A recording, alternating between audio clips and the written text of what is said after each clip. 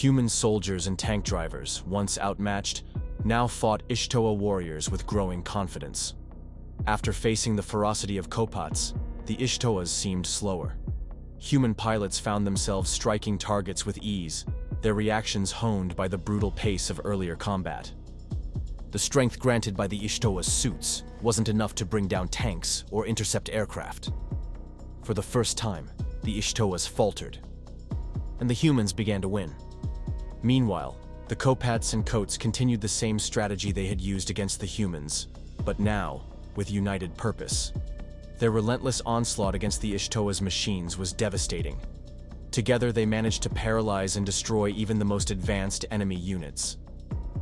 Only the towering mega robots, 20 meters tall and sheathed in nearly impenetrable armor, could withstand their attacks. These behemoths, built to protect their internal pilots, held the line longer than anything else on the battlefield, but even they weren't invincible.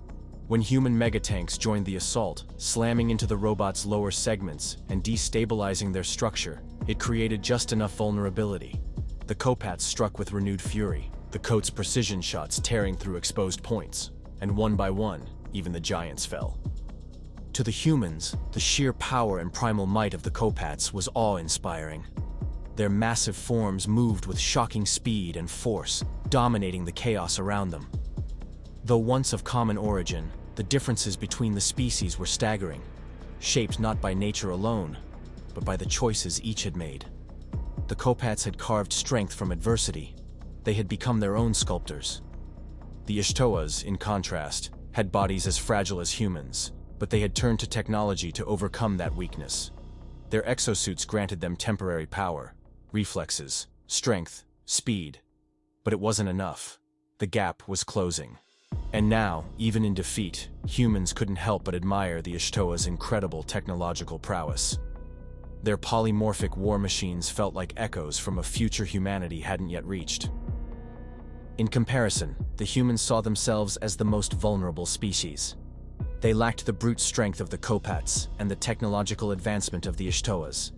They had endured, held the line, and now they were winning.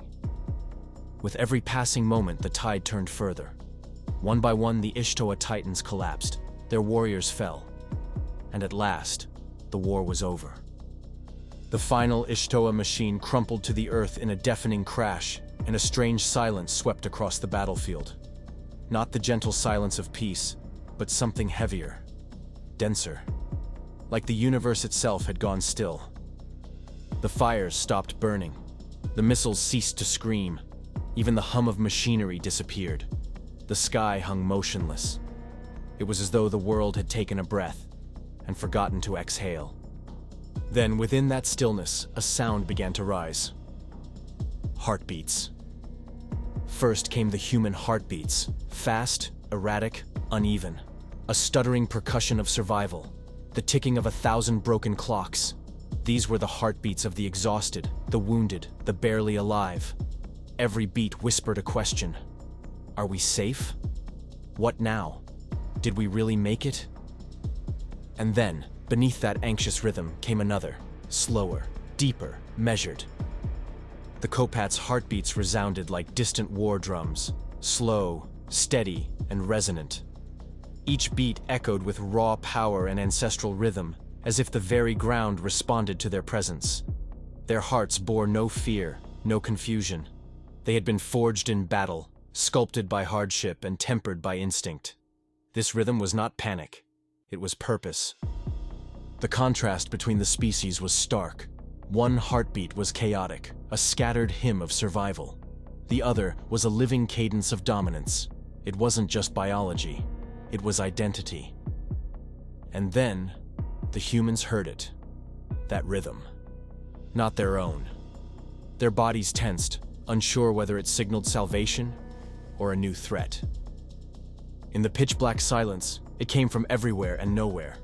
The darkness concealed every face, friend and foe alike, along with all the machinery. The humans froze, yet they did not feel fear. The human heartbeats, rapid, uneven, trembling from fatigue, faded into the background. The Kopats' heartbeats faded as well. Just moments earlier, these two forces had torn each other apart in brutal combat. Now, in the aftermath, nothing remained of the chaos, only breath, stillness, and a strange understanding between those who had survived. A deep, rumbling growl rolled from one of the Kopats. It wasn't hostile. A low vibration that traveled through the air, through the earth, through the chest. The humans had never heard such a sound before. A voice rose, not shouted, not spoken. It simply existed. "You have come far." Adrian's breath hitched. The words vibrated in his chest like the slow exhale of something colossal.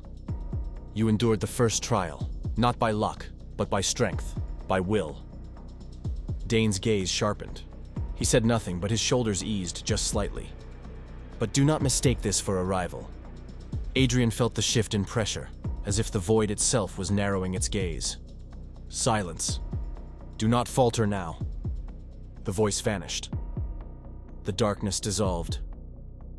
But the battlefield was gone. The Ishtoas had vanished, along with their machines.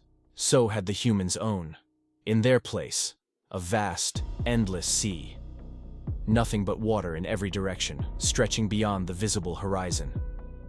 And yet they stood, untouched by the water. Dry, balanced. The survivors stood on invisible ground, humans on one side, Kopats and Koats on the other, unarmed, separated by roughly 30 meters. Around them, silence. Above and below, only darkness and water.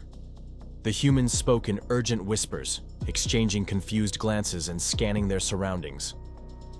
The war was over, but the trial had only just begun. The silence was shattered by the sudden bubbling of water. Massive bubbles emerged, as if the sea itself were boiling.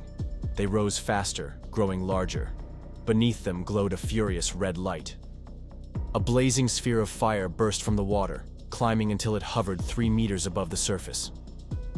Then came the voice, deep, familiar, undeniable. "In a galaxy," the voice began.